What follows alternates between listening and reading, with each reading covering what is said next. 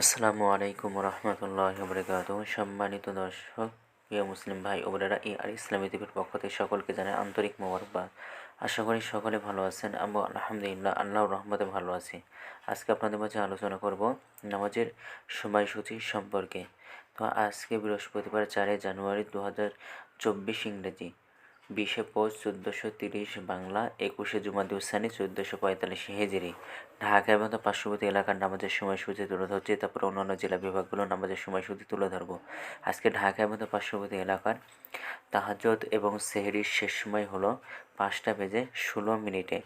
আজকে ফজরের ওয়াক্ত শুরু হয়েছিল 5টা 21 মিনিটে এবং শেষ হবে 6টা 41 মিনিটে। জোহরের ওয়াক্ত শুরু হবে 12টা 4 মিনিটে এবং জোহরের ওয়াক্ত শেষ হবে 3টা 48 মিনিটে। আসরের ওয়াক্ত আজকে শুরু হবে 3টা 49 মিনিটে এবং আসরের ওয়াক্ত শেষ হবে 5টা 23 মিনিটে। মাগরিবের ওয়াক্ত আজকে শুরু হবে 5টা 27 মিনিট এবং মাগরিবের ওয়াক্ত শেষ হবে 6টা 44 মিনিটে। এশার ওয়াক্ত আজকে শুরু হবে 6টা 45 মিনিটে আর আজকে এশার ওয়াক্ত আজকে শেষ হবে 5টা 16 মিনিটে।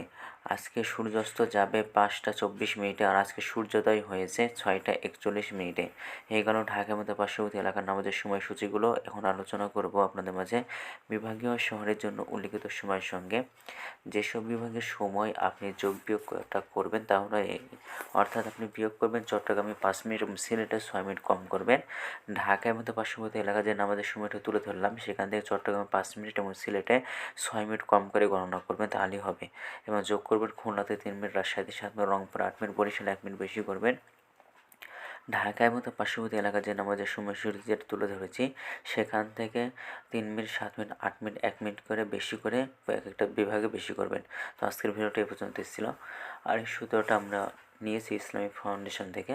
ভিডিওটি যদি আপনাদের ভালো লাগে তাহলে অবশ্যই চ্যানেলটি সাবস্ক্রাইব করে পাশে থাকবেন। ধন্যবাদ সকলকে। আসসালামু আলাইকুম রহমতুল্লাহ।